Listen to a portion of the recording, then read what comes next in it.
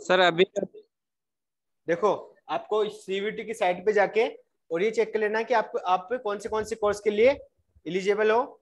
तो आप जब यूनिवर्सिटीज में जाएंगे तो फर्स्ट ऑफ ऑल जैसे आपकी यहाँ पे एएमयू है, अलीगढ़ मुस्लिम यूनिवर्सिटी, काफी अच्छी यूनिवर्सिटी है। जो बच्चा अलीगढ़ मुस्लिम यूनिवर्सिटी में आप अपना कोर्स लेना चाहते हो तो आप इसमें जाके अपने कोर्स के बारे में चेक कर सकते हो।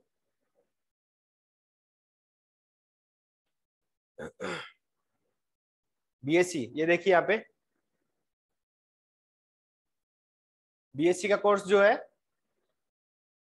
दिख रहा है सभी बच्चों को, BSc honours and home science. इसमें आपका एलिजिबल है जो आपके पास में क्या क्या होना चाहिए, English, physics, chemistry, biology oblique mathematics और होम साइंस, ये आपके सारे सब्जेक्ट रहेंगे। तो जो भी बच्चा है और senior secondary certificate in agriculture और इन साइंस विद पीसीएमबी और होम साइंस और विद 50%, ये आपकी क्राइटेरिया है बीएससी के लिए इन एएमयू यूनिवर्सिटी। ठीक है, तो जो भी बच्चा एएमयू में जाना चाहता है, इसके बाद में आपकी जैसे असम यूनिवर्सिटी है, कोई बच्चा अगर नॉर्थ ईस्ट से है तो नॉर्थ ईस्ट के लिए आप असम यूनिवर्सिटी में भी। और जैसे मैं आपको कुछ जो टॉप जो रैंकिंग की यूनिवर्सिटीज है उनकी बात कर लेता हूँ अपन। तो सबसे पहले अपने जो लिस्ट में है वो है बीएचयू। बीएचयू में आपके जो कोर्सेज है आप देखो यहाँ से, बीएससी ऑनर्स मैथमेटिक्स ग्रुप, ये दिख रहा है, बीएससी ऑनर्स मैथमेटिक्स ग्रुप। तो इसमें आपके जो क्राइटेरिया वो आप यहाँ से चेक कर सकते हो, इंडिकेटेड जो कोर्स है इसके लिए। तो ये सारी लिस्ट मैं आपको वैसे सेंड कर दूंगा किसी भी बच्चे को। मैं जस्ट आपको कोर्स के बारे में और यहाँ पे जो आपकी यूनिवर्सिटीज है उसके बारे में आपको नाम बता देता हूँ। वो यूनिवर्सिटीज के आपको क्या करना है, बीएससी के जितने भी कोर्स है वो आपको अपनी चॉइस में, प्रेफरेंस में आपको क्या करना है, चूज करना है। तो फर्स्ट हो गया आपका एक एएमयू, उसके बाद में बीएचयू, ठीक है बच्चों। और central university of Andhra Pradesh south में रह गया, कोई बच्चा साउथ में इंटरेस्टेड है जाने में जा सकता है। Central university of Haryana, Gujarat, ठीक है। तो आपकी फर्स्ट प्रेफरेंस हो गई एक तो बीएचयू के लिए, देन कर्नाटका, ठीक है, कश्मीर, केरला, राजस्थान। जो बच्चा राजस्थान से है वो अपना सेंट्रल यूनिवर्सिटी ऑफ राजस्थान जरूर चूज करें, काफी अच्छी यूनिवर्सिटी है, ठीक है। इसके बाद में जामिया, दिल्ली का यूनिवर्सिटी है, काफी अच्छा यूनिवर्सिटी है, जैसे जेएनयू डीयू है वैसे जामिया यूनिवर्सिटी है, दिल्ली का अच्छा यूनिवर्सिटी है। और इसके बाद में है आपका पांडिचेरी यूनिवर्सिटी है, जो पांडिचेरी यूनिवर्सिटी है वो भी बहुत अच्छी यूनिवर्सिटी है, आप ये भी अपनी चॉइस है फिल कर सकते हो। ये देखो बच्चों, यहाँ पे जो यूनिवर्सिटीज है काफी सबसे बेस्ट जो अपना है, एक तो डीयू के लिए जिसमें 70,000 सीट्स अवेलेबल है, जिसके लिए 5 लाख प्लस फॉर्म है वो अब तक फिल किए जा चुके हैं। और एक है यूनिवर्सिटी ऑफ इलाहाबाद, ये भी बहुत अच्छी यूनिवर्सिटी है, ठीक है। एनआईआरएफ रैंकिंग होती है, क्या होती है, NIRF, ये एक रैंक होती है ऑल इंडिया यानी नेशनल जो इंस्टीट्यूट्स होते हैं उनकी जो रैंकिंग होती है उसके बेस पे आपका DU, Allahabad university, university of Hyderabad और आपका जो बीएचयू है, एक जेएनयू है, ये सब यूनिवर्सिटीज क्या रहती है, टॉप 10 यूनिवर्सिटीज में आपकी कंसिडर की जाती है इन कंपेयर टू इवन आपकी जो आईआईटी होती है उसके कंपेयर में भी यूनिवर्सिटीज का क्या होता है, रैंकिंग काफी अच्छा होता है, ठीक है। तो आप DU, JNU, BHU, Allahabad university ये सब आप चूज करेंगे। इसके साथ में अपना जो जो रीजन है, जैसे अपने बीच में एक बच्चा है फिरोज अहमद जो लद्दाख से है, तो बेटा अगर आपको इन यूनिवर्सिटीज के साथ में आपको जम्मू और कश्मीर की भी यूनिवर्सिटीज है वो भी आप फिल कर सकते हो। और आपको जो डीयू, जेएनयू, बीएचयू ये सब यूनिवर्सिटीज तो आपको फिल करनी है, ठीक है ना। तो आप अपने रीजन के अकॉर्डिंग भी आप नियर बाई जो आपकी अच्छी सेंट्रल यूनिवर्सिटी हो उसको भी आप चूज कर सकते हो। और बाकी जैसे हरियाणा है, पंजाब है, ये सब यूनिवर्सिटी राजस्थान की है, वो भी आप अपनी यहाँ पे चूज कर सकते हो। और फिरोज अहमद आपके लद्दाख और कश्मीर साइड से हैं, हैदराबाद में बहुत सारे इंस्टीट्यूट।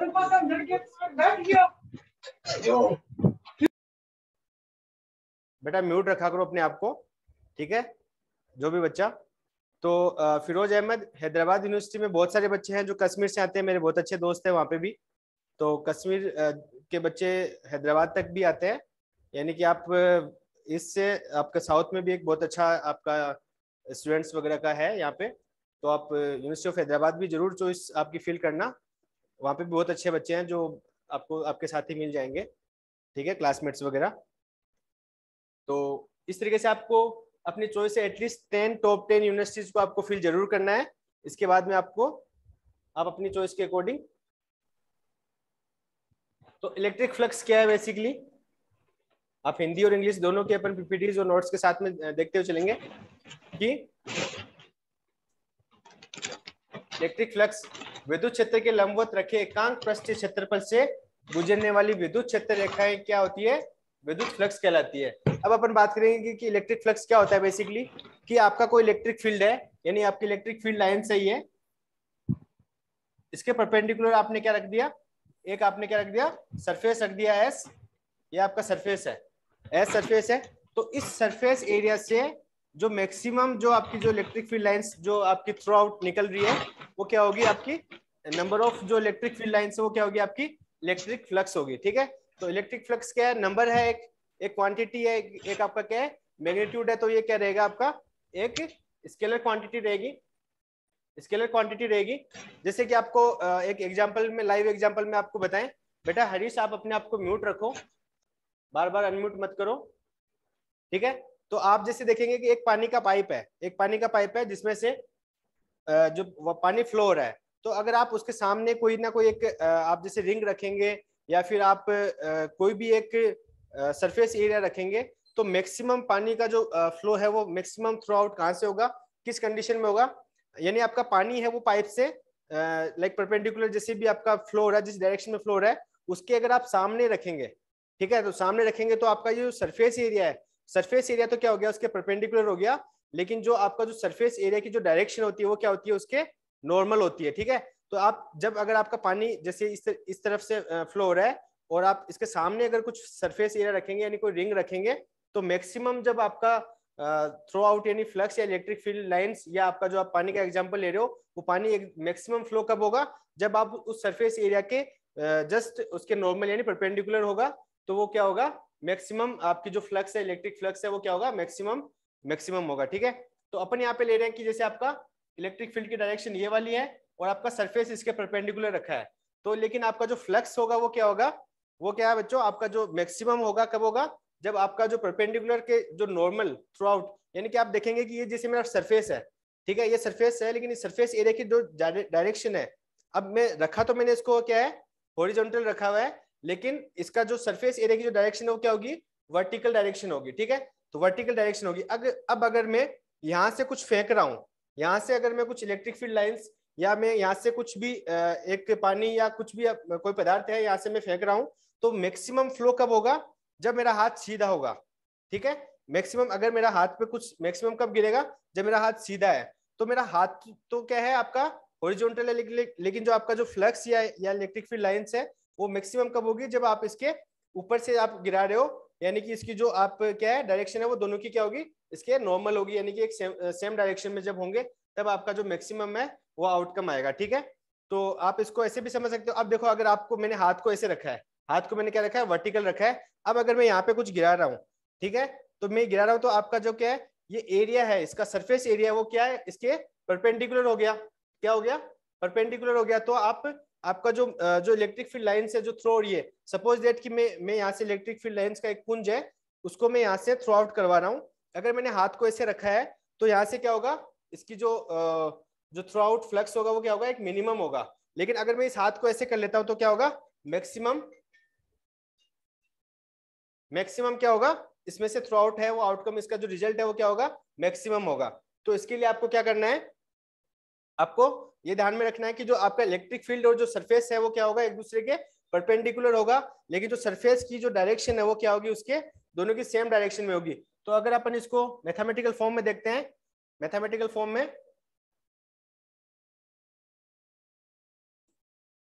तो फाई इक्वल्स टू क्या होगा आपका E vector dot S vector, ठीक है। फाई इक्वल्स टू क्या है, फाई क्या है आपका इलेक्ट्रिक फ्लक्स का को अपन क्या करेंगे, फाई से डिनोट करेंगे, तो फाई इक्वल्स टू हो गया E vector dot DS vector. अब अपन बात करेंगे कि E vector dot DS vector को अगर अपन एंगल है बीच में तो इसको ई एस कोस थीटा मैंने डिनोट किया है, ई एस कोस थीटा। अब अपने को बात करनी है थीटा एंगल क्या है, किसके बीच में है, आपका इलेक्ट्रिक फील्ड और सरफेस के बीच में डायरेक्शन है। ये देखिए आपकी, ये आपकी सरफेस लाइंस है, सॉरी इलेक्ट्रिक फील्ड लाइंस है, और ये आपका एक कोई सरफेस एरिया है एस, ठीक है। तो ये दोनों के बीच में अगर मैं यहाँ से बात करता हूँ एंगल की, तो ये क्या आपका थीटा एंगल है। यहाँ से आप कोई स्मॉल एस डीएस सरफेस है, सरफेस एलिमेंट है डीएस, ठीक है। तो ये जो एंगल है बीच में थीटा, वो किसके किसके बीच में, आपकी इलेक्ट्रिक फील्ड लाइंस और सरफेस के बीच की जो बीच का जो एंगल है वो क्या है, यहाँ पे थीटा लिया गया है। तो थीटा ई एस यानी फाई मैक्सिमम कब होगा, फाई मैक्सिमम कब होगा, जब आप एक तो इसको थीटा से आप देख सकते हो कि अगर कोस थीटा का वैल्यू मैक्सिमम कब होता है, कोस थीटा इक्वल्स टू, अगर आपका कोस 0 डिग्री है, कोस 0 डिग्री है तो आपका कोस 0 का वैल्यू कितना होता है, 1 होता है, तो आपका फाई कितना हो जाएगा, फाई हो जाएगा ई एस, ठीक है, when theta equals to 0 degree, ठीक है। यानी मैक्सिमम आउटकम या जो फ्लक्स का आउटकम है वो मैक्सिमम कब होगा, जब आपका इलेक्ट्रिक फील्ड और जो आपका सरफेस एरिया की जो डायरेक्शन है वो दोनों क्या होगी, एक दूसरे के सेम डायरेक्शन में होगी, यानी थीटा या दोनों के बीच में कितना हो जाएगा, 0 डिग्री। अब अपन बात करते हैं कि अगर मैंने, जैसे मैंने आपको बताया कि इलेक्ट्रिक फील्ड लाइंस मेरी इधर से मैं ऊपर से थ्रो करवा रहा हूँ, और मेरा जो सरफेस का डायरेक्शन है यानी थीटा 0 है, तो तब तो ये डायरेक्शन हो गई। अब आपको क्या करना है इसमें, आपको मैंने हाथ को मैंने वर्टिकल रख लिया, यानी कि ये इसके क्या हो गया, अब देखिए इलेक्ट्रिक फील्ड लाइंस तो ऊपर से आ रही है और सरफेस के एरिया की डायरेक्शन क्या है, इस तरफ में है। जो सरफेस तो ये है, लेकिन इसकी जो डायरेक्शन है वो क्या है, सरफेस एरिया की डायरेक्शन क्या है, इसके परपेंडिकुलर हो गई। तो यानी कि आपका थीटा कितना हो गया बच्चों, थीटा हो गया आपका 90 डिग्री। तो 90 डिग्री में क्या हो जाएगा, फाई इक्वल्स टू, अब देखिए कोस 90 का वैल्यू कितना होता है, कोस 90 का वैल्यू होगा आपका 0, ठीक है। कोस 90 का वैल्यू 0 होगा तो आपका फ्लक्स भी कितना हो जाएगा, 0 हो जाएगा, ठीक है।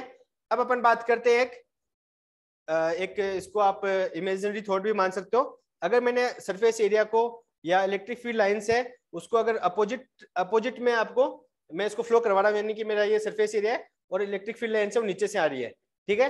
तो ये एरिया की जो डायरेक्शन है वो क्या है, परपेंडिकुलर इसके, यानी कि एक दूसरे के अपोजिट। अगर आपका सरफेस का डायरेक्शन और इलेक्ट्रिक फील्ड की डायरेक्शन एक दूसरे के अपोजिट है, यानी कि आपके बीच में थीटा का एंगल कितना हो जाएगा, थीटा इक्वल्स टू 180 डिग्री है, तो कॉस 180 का वैल्यू कितना हो जाएगा, -1, when theta equals to 180 degree, तो आपका फाई क्या हो जाएगा, -ES, ठीक है, -ES, ये आपका इसका क्या हो जाएगा, मैग्नीट्यूड हो जाएगा। तो फ्लक्स क्या होगा आपका, -ES हो जाएगा, जब एक दूसरे की एरिया की डायरेक्शन और आपकी जो इलेक्ट्रिक फील्ड लाइंस की डायरेक्शन है वो क्या होगी, एक दूसरे के अपोजिट होगी, ठीक है बच्चों। तो अपन इलेक्ट्रिक फ्लक्स के बारे में आगे देखते हैं। सर एक क्वेश्चन पूछना था। हाँ पूछो। सर मैं से बोल रहा हूँ, यही लगभग यही सिलेबस स्टेट यूनिवर्सिटीज में भी यही आता है क्या सर? जैसे राजस्थान में बीएससी नर्सिंग एंट्रेंस एग्जाम होता है, लगभग सिलेबस यही आएगा क्या सर? राजस्थान में स्टेट यूनिवर्सिटीज में कोई भी एंट्रेंस एग्जाम नहीं होता है, सब जगह परसेंटेज बेसिस पे होता है। नहीं, अब होने लग गए सर, बीएससी नर्सिंग के एंट्रेंस एग्जाम होते हैं राजस्थान में। बीएससी नर्सिंग के लिए, हाँ। हाँ नर्सिंग के लिए होता है, लेकिन नॉर्मल बीएससी के लिए नहीं होता है। सिलेबस सबका सेम रहेगा, लेकिन आप एक बार ये चेक कर लेना, क्योंकि सीयूईटी में क्या है, इस बार ओनली 12th क्लास है, और नर्सिंग में आपका 12th है या 11th भी है साथ में। Sir 12th। हाँ बोलो क्या कह रहे हो। सर 11th 12th दोनों है। 11th 12th दोनों है ना, हाँ तो 11th का भी आपको साथ में पढ़ना पड़ेगा, लेकिन हम सीयूईटी की प्रिपरेशन करवा रहे हैं तो हम आपको ओनली 12th क्लास करवाएंगे। बेटा हरीश आप अपना म्यूट रखा करो, जब आपको कुछ पूछना हो तो आप अनम्यूट करके वापस म्यूट कर लिया करो ना। तो आपका स्टेट यूनिवर्सिटी के लिए 11th और 12th, और बेसिकली आगे आने वाले टाइम में सीयूईटी के लिए भी 11th और 12th दोनों हो जाएगा। इस बार उन्होंने फर्स्ट टाइम एग्जाम करवा रहे हैं, इसलिए क्या किया है, 11th और 12th दोनों किया है, sorry 12th only 12th class की है। तो सर अभी ओनली 12th का पढ़ना पड़ेगा, मतलब सिलेबस लगभग ओनली 12th का आएगा। सीयूईटी के लिए ओनली 12th का पढ़ना पड़ेगा। अच्छा ठीक है ना। ठीक है सर, थैंक यू। ओके अभी अपन यहाँ पे देख चुके हैं कि यदि क्षेत्रफल S विद्युत क्षेत्र E में थीटा कोण पर झुका हुआ है ये अपन ने डिस्कस किया है। तो आपका ई फाई क्या हो जाएगा, phi equals to E S cos theta. Sir आवाज नहीं आ रही है।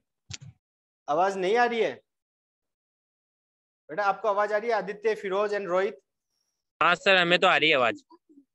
हरीश आपका हो सकता है नेटवर्क इश्यू होगा कोई, आप एक बार चेक करो। आपका नेटवर्क इश्यू हो सकता है, लाइव क्लास में इतना डाटा तो नहीं चाहिए, लेकिन फिर भी अगर आपको आपका डाटा सफिशिएंट नहीं है। सर लगभग सभी क्लासेस का टाइमिंग यही रहेगा क्या? टाइमिंग रहेगा आपका मॉर्निंग में 9 o'clock से 10:30 आपकी रहेगी क्लास फिजिक्स की मंडे से, और 10:30 से आपकी रहेगी लाइक 12 o'clock के लिए रहेगी आपकी मैथमेटिक्स, और उसके बाद में केमिस्ट्री। और बायोलॉजी की क्लास जो अगर कोई बच्चा बायोलॉजी का है उसकी क्लास होगी इवनिंग में 7 o'clock से, 6:30 या 7 o'clock से। मेरे पास तो सर बायो ही है, मैथमेटिक्स नहीं है सर। हाँ, तो बायो की क्लास शाम को होगी, और मॉर्निंग में आपकी फिजिक्स और केमिस्ट्री की होगी, उसके बाद में मैथमेटिक्स की होगी। तो मैथमेटिक्स, हाँ मैथमेटिक्स और बायो की क्लास शाम को हो जाएगी। तो सर सीयूईटी में मैथमेटिक्स का क्या काम है सर, बीएससी नर्सिंग में? बीएससी नर्सिंग में तो मैथमेटिक्स नहीं चाहिए आपको, ओनली बायोलॉजी चाहिए होगी। हाँ हाँ bio, physics and chemistry. Okay sir. तो अपन बात करते हैं इलेक्ट्रिक फ्लक्स की। इलेक्ट्रिक फ्लक्स में अगर आप जैसे अपन ने बात किया कि आपका सरफेस एरिया में अगर आपको डीएस एलिमेंट लेते हो, यानी एक स्मॉल सेगमेंट लेते हो सरफेस एरिया का डीएस, तो उसमें से जो फ्लक्स होगा, जो फ्लक्स आउट होगा, वो क्या हो जाएगा आपका डी फाई। अगर आपका एरिया है तो आपका डी फाई के लिए क्या हो जाएगा, इलेक्ट्रिक फील्ड का जो है वैल्यू सेम रहेगा, E vector dot DS vector. आप इसको लिख सकते हो ई डीएस कोस थीटा, ठीक है। अगर मैं ये मानता हूं कि ये जो सरफेस एरिया डीएस एलिमेंट से जो है, ये डीएस का क्या है, एक इंटीग्रेटेड होके क्या हो रखा है, पूरा एस सरफेस बना हुआ है। तो मेरे को क्या करना है, कंप्लीट अगर मेरे को सरफेस एरिया के लिए चाहिए, तो फाई के लिए मैं क्या करूंगा, डी फाई का एक इंटीग्रेशन करूंगा, समाकलन इंटीग्रेशन, यानी कि आपको क्या करना है, उस एक स्मॉल सेगमेंट एरिया से जो जितना आउटकम फ्लक्स आउटकम हो रहा है उसको, जैसे कि मैंने आपको बताया कि अगर मेरा एक जो इलेक्ट्रिक फील्ड लाइंस है वो एक छोटे से रीजन से, अगर जो डीएस या डी फाई जो आपका है फ्लक्स आउटकम हो रहा है, तो आपको उस पूरे, अगर हाथ से मेरे को अगर आपको देखना है कि इस पूरे सरफेस एरिया से कितना फ्लक्स हो रहा है, तो मैं क्या करूंगा, इस एरिया को साथ साथ में ऐड करते जाऊंगा, ठीक है। तो मेरे को डी फाई का मैंने इंटीग्रेशन किया, तो ई डॉट डीएस, इसका आप इंटीग्रेशन कर लेंगे, क्लोज लूप भी यूज में ले सकते हो, E vector dot DS vector, ठीक है बच्चों। अब अपन ने ये जो थीटा की जो कंडीशंस है वो अपन ऑलरेडी देख चुके हैं कि जब आपका एंगल है 0 डिग्री होगा तो कोस थीटा का वैल्यू मैक्सिमम होगा 1, और आपका जो फाई है वो क्या हो जाएगा, फाई क्या हो जाएगा आपका ईएस हो जाएगा मैक्सिमम। अगर आपका थीटा का वैल्यू 90 है तो कोस थीटा का वैल्यू हो जाएगा 0। एक बार रिवाइज कर लेते हैं, तो आपका वैल्यू हो जाएगा 0, तो फाई का वैल्यू भी कितना हो जाएगा आपका 0 हो जाएगा। अगर आपका थीटा का जो एंगल है सरफेस और इलेक्ट्रिक फील्ड के बीच में जो डायरेक्शन है, या सॉरी जो एंगल है वो क्या है, अगर आपका 180 है तो कोस 180 का वैल्यू आएगा -1, तो फाई का वैल्यू हो जाएगा आपका माइनस का ईएस, ठीक है बच्चों। इसके बाद में अपन बात करते हैं आगे। मेन आपको क्या ध्यान रखना है, इलेक्ट्रिक फ्लक्स का एक तो जैसे यूनिट, और जो आपको किसी भी क्वांटिटी का यूनिट और आपको क्या है उसकी डायमेंशन पता होनी चाहिए। और इलेक्ट्रिक फ्लक्स के बाद में अपन जो डायपोल मोमेंट पढ़ेंगे, या सॉरी जो डायपोल पढ़ेंगे, तो डायपोल की वजह से जो आपका जो एक्सिस और जो आपका उसके वर्टिकल डायरेक्शन में जो इलेक्ट्रिक फील्ड होगा वो आपको क्या करना है, ध्यान में रखना है। यहाँ पे इलेक्ट्रिक फील्ड क्या है, एक स्केलर क्वांटिटी है, अदिश राशि है। अदिश राशि कैसे होती है, यानी कि अगर आप किसी एरिया से, सरफेस एरिया से इलेक्ट्रिक फील्ड जो निकल रही है, तो उसको आप किस रूप में आपको उसको देख रहे हो, नंबर ऑफ जो इलेक्ट्रिक फील्ड लाइंस देख रहे हो, यानी कि वो एक क्या है, नंबर क्वांटिटी है, तो साथ में उसका क्या हो जाएगा, वो क्या है, स्केलर क्वांटिटी होगी, ठीक है। उसका कोई एक डायरेक्शन फिक्स नहीं है, जिस भी एरिया में आप उसका एरिया सरफेस एरिया रखोगे वो क्या होगा, उसका आउटकम फ्लक्स होगा। तो ये क्या है, स्केलर क्वांटिटी है। तो फाई का मात्रा क्या होगा इलेक्ट्रिक फील्ड का, कोई बच्चा, अब इसको मैं एक बार हटा देता हूं, मुझे कौन बताएगा।